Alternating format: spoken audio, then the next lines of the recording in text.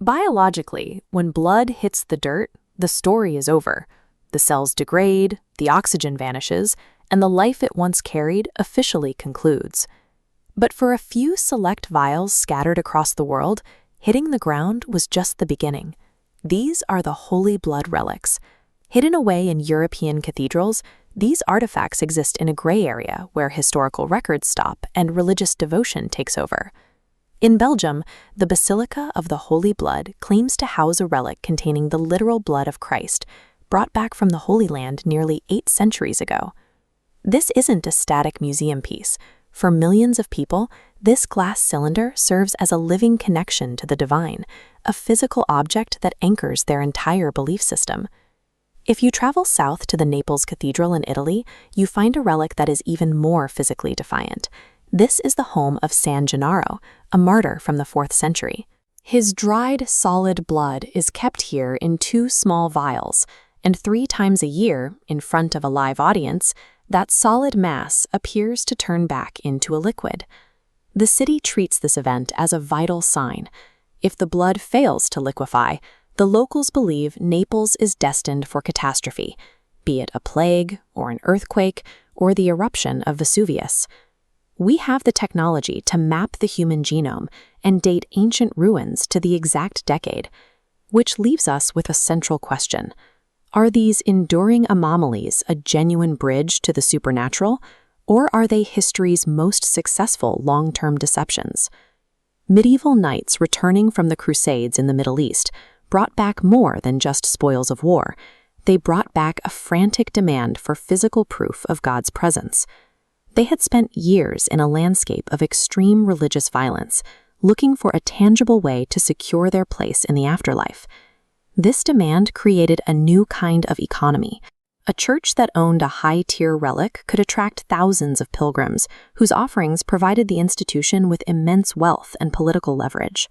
Records from the era show that as the value of these items skyrocketed, a massive black market emerged to fill the gaps in supply.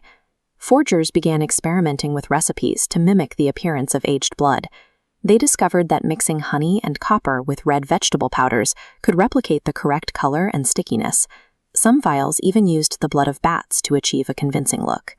In this environment, the line between a holy miracle and a profitable fraud was blurred by a population that was desperate to believe in the objects they were buying. Modern labs can now look past the gold and the legend to analyze the physical composition of these relics. Carbon-14 dating provides a clear timeline for the materials. If the Bruges relic is truly a 1st century artifact from Jerusalem, the isotopes will show it. If the fabric actually originates from the 12th century European weaving trade, the claim of authenticity falls apart instantly. DNA analysis can distinguish between human biological remains and the animal blood used by medieval forgers.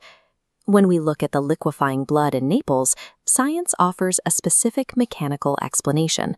This is thixotropy, where certain substances remain solid when left alone, but turn into liquid when physically stressed.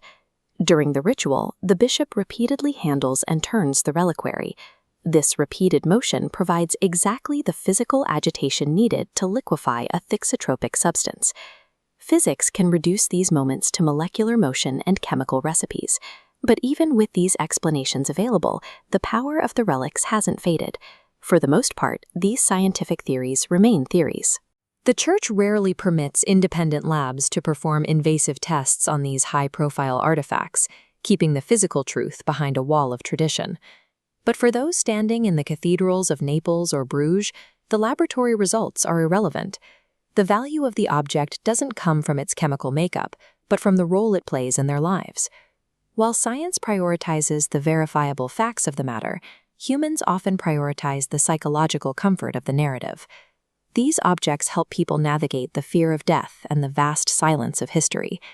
Our centuries-long obsession with these vials reveals a deep-seated need to find a physical anchor in the darkness. We have built entire cities and belief systems around a few drops of red liquid, using them as a shield against the finality of the grave.